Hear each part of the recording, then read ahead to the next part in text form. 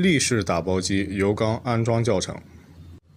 第一步，我们先准备好原装配件，分别为螺母6个、弹簧垫6个、平垫圈6个、螺栓6个。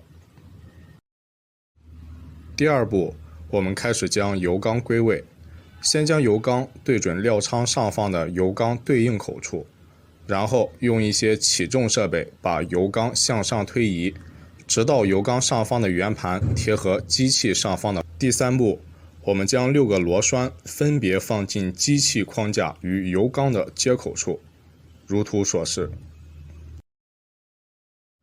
然后内部的话是这个样子。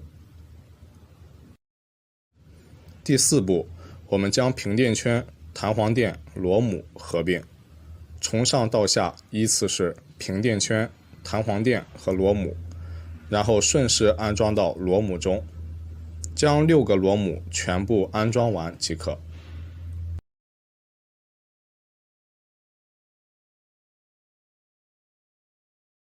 安装好后，记得用扳手再固定一下。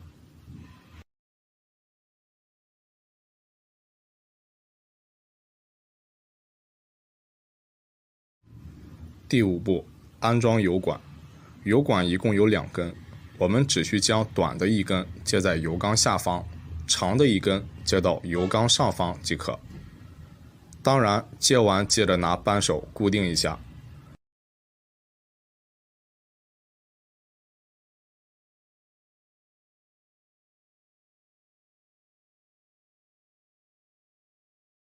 到这里，油缸的安装就全部结束了，感谢观看。